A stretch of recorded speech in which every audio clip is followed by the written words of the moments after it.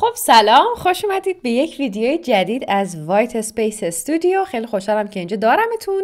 ببینید دوستان، من نشستم فکرامو کردم، گفتم که خوبه بیام بر حسب Interaction Design Foundation که یکی از معتبرترین منبعی هستش که میتونیم ازش چیز یاد بگیریم، بیام از این استفاده کنم و یه سری از پترن های تکرار شونده یو آی که دونستنشون برای ما واجبه و چه بسا اگر بدونیم، هم اصطلاحش رو بدونیم، همین که کاربردشون رو بدونیم، یو آی یو ایکس دیزاینر بهتری میشیم، به خصوص یو آی دیزاینر بهتری. برای همین تصمیم گرفتم اینا رو به صورت سریالی قرار بدم. این ویدیوی اولش احتمالاً میام براش پلیلیست درست میکنم، 2 3 4 5 داره و همه این پترن ها رو پوشش میدم.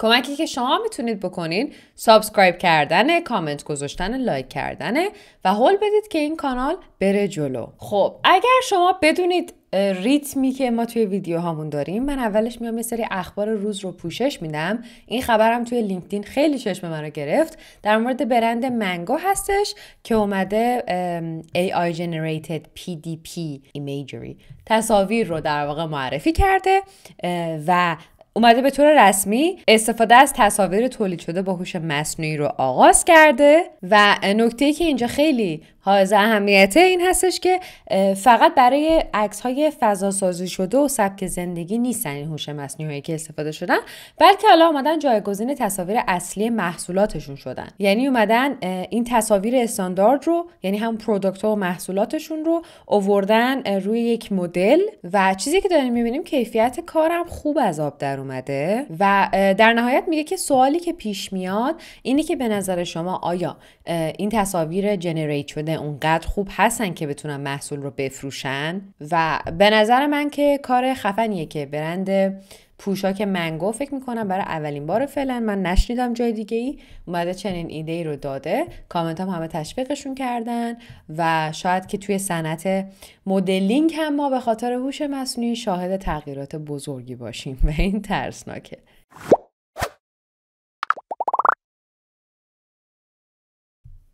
خب عزیزان، امروز در مورد پترن یو آی که میخوام یاد بگیریم اسمش هست تو پنل سلکتورز. توی این متن اشاره میکنه برخی از این پترن ها کمک میکنن که زندگی شما آسان تر بشه. اما اصلا شما تا حالا به این توجه کردین؟ یکی از این پنل ها همین تو پنل سلکتور هستش که تقریبا توی همه اپلیکیشن های ایمیل استفاده میشه و برای همین براتون خیلی آشناه. اما چیزی که هست، این تو پنل سلکتورز کاربردش فراتر از ایمیله و ما الان میخوایم با هم دیگه یاد بگیریم که چجوری استفاده میشه، کجا میتونیم پیاده سازیش بکنیم و در واقع چه مشکلی رو توی دیزاین حل میکنه اینو. خب بچه‌ها ببینید، توی خیلی از وبسایت‌ها و جاها کاربران نیاز دارن که یک لیستی از گزینه‌ها و دسته‌بندی‌ها و آیتم‌های مرتبط رو ببینن و در عین حال اون لیسته در معرض دیدشون باشه تا بتونن انتخابش بکنن. ما یعنی چیزی که میخوایم اینه که کاربر این امکانو داشته باشه که محتوای یکی از آیتم های لیست رو ببینه، در حالی که هنوزم بقیه آیکون ها یا حداقل یه ساختار کلی از اون لیست رو هم اینور داستان داشته باشه. ایمیل بیاد تو ذهنتون دیگه چه شکلیه دیگه. اینجا نگاه کن، شما لیست رو داری، تسکارم داری مثلا. حالا این ایمیل نیست. این تو پنل سلکتورز یکی از الگوهای رایجی که توی طراحی اپلیکیشن و وب ها استفاده میشه. به خاطر اینکه توی یک پنل محتوای مثلا اون خود سایت رو میاد قرار میده و در پنل دیگر به سرعت کاربر میتونه در واقع جابجا بشه و انتخابهاش رو انجام بده. حالا دوستان، حقه‌ای که توی این داستان هست باعث میشه که کاربر در حالی که داره یکی از این پنل ها رو مثلا میبینه، بررسی میکنه، بدون وقفه و به راحتی بتونه بین آیکون ها جابجا بشه. قرار دادن این 2 تا پنل کنار هم دیگه که حالا به صورت ساید بای ساید یا به صورت مثلا عمودی باشه، باعث میشه که کاربر بدون نیاز به تعاملات اضافی و کلیک بیخودی، مثل اینکه مثلا بیاد منوی رو باز بکنه و چیزی رو ببنده و این داستان ها، خیلی راحت توی این محتواها حرکت داشته باشه. همین این باعث میشه که کاربر خیلی لازم نداشته باشه اسکرول بکنه یا یه عالمه سرچ بکنه به چیزی که میخواد برسه و مجبور نیستن هی بین بخشای سایت در واقع جابجا بشن و این ساختار یک پارچگی و انسجام بالایی رو ایجاد میکنه و خب نتیجه این میشه که حرکت فیزیکی کاهش میابه، UX بهتر میشه، تعداد کلیک ها و تعاملات هم و اون فاصله بصری که چشم و ذهن کاربر باید طی بکنه بر مثلا تغییر یه چیزی کمتر میشه و همه چیز بهتر میشه. پس این تو پنل سلکتورز میادش UX رو سریعتر و روانتر و کارآمدتر میکنه. عزیزان یه چیز دیگه ای که ما همیشه دقت میکنیم اون کاگنیتیو لوده یا اون کاهش بار شناختیه.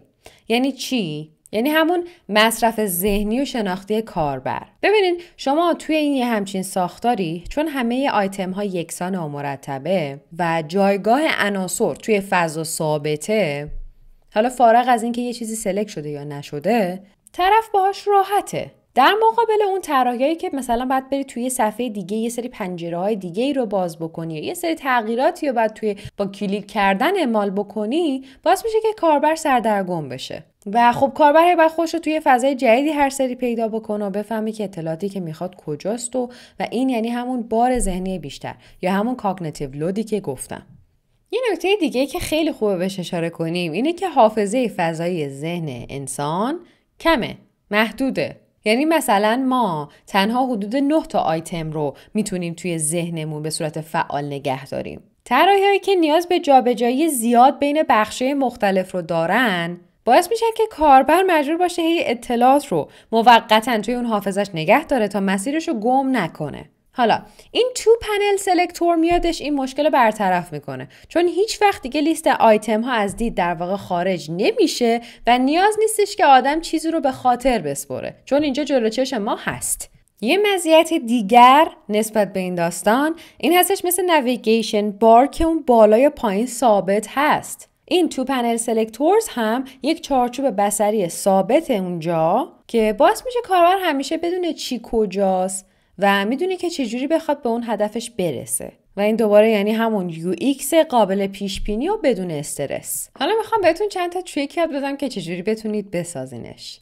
یه نکته جالبی که در مورد این تو پنل سلکتورز ها وجود داره اینه که جهت نگاه کردن کاربران وابسته به فرهنگ و زبونشونه. یعنی اینکه از چپ به راست یا از راست به چپش اغلب خب متأثر از زبان مادری و اون عادت مطالعهشون میادش. خب مثلا توی آلمان و فرانسه و کشورهای غربی که معمولا چپ به راسته و از بالا به پایین مطالب خونده میشه، ولی مثلا ما فارسی زبانان حرکتمون معمولا از راست به چپه. برای همین شما اگر دارین چنین چیزی رو طراحی میکنید اینو توی ذهنتون بسازید، بذارید نه بسازید و اینو تو ذهنتون داشته باشین که وقتی یه کاربر وارد این صفحه میشه اولین چیزی که باید ببینه این باشه. پس مهمه که چشم آدم بره سمت این. عزیزان یک تریک و حقه دیگه‌ای که میخوام بهتون بگم و خیلی مهمه اینه که شما حتما نگاه بکنین اگر ما مثلا توی این لیست داریم رو ستینگ کلیک میکنیم نشون داده بشه، یا اگر من از ستینگ میرم رو مسیج بدون تأخیر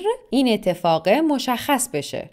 بچه حتی چند ثانیه هم، حتی چند میلیمیوم ثانیه هم این تأخیر داشته باشه توی کلیک من باعث میشه که یه حس کندی بده و نارضایتی ایجاد بکنه. و خب اینم نگاه کنین حتما این قسمت ستینگ طولانیه، از ارو استفاده کرده و این روی دسترس پذیری یا همون اکسسیبیلیتی تاثیر خوبی داره. خب در حالی که این تو پنل سلکتورز ها خیلی خوبن ممکنه مشکلاتی هم ایجاد بکنن. یکی از مشکلاتش اینه که بچه‌ها اینجا به هر حال محدوده و نوع محتوایی که قرار نمایش داده بشه توش محدوده دیگه و خود همون دسته‌بندی کردن محتوا و لیست کردنه چالش برانگیزه. یه سری بخشا از شاید واقعا شما نتونی اینجا لیستش بکنی. یه پیشنهاد خوب دیگه که داره میکنه میگه اگر وبسایت یا اپلیکیشن شما شناخته شده است بهتر از همون الگوهای تثبیت شده و رایج استفاده بکنید. به خاطر اینکه شما بیاین از اون الگوهای آشنا استفاده نکنین چیز جدید بیاری ممکنه باعث سردرگمی بشه. و حتما هم بچه‌ها اینو دقت بکنین بیش از حد نیان چنین چیزی رو پیچیده بکنین. اونایی که 3 تا 4 تا پنل داره ممکنه که ظاهرش حرفه‌ای باشه ولی خب یوزابیلیتی رو کم میکنه. مثالش هم اومده فایندر توی مکبوک اشاره کرده که میگه بعد طرف یا کاربر اسکرول افقی بکنه که کار سختیه. در کل این بود تو پنل سلکتورز، یکی از پترن های UI که خیلی ما زیاد میبینیمش. خوب بود که اسمشو بدونیم اگر نمیدونستیم. اگر از این ویدیو خوشتون اومده ممنون میشم که سابسکرایب کنید، لایکش کنید، کامنت فرام بذارین، با هم دیگه این پایین صحبت بکنیم. من سعی میکنم هر هفته این پلیلیستمون رو درست و طولانی بکنم تا بتونیم مجموعی از این پترن هایی که بهمون ربط داره رو پیدا بکنیم و بیشتر کنار هم دیگه یاد بگیریم. فعلا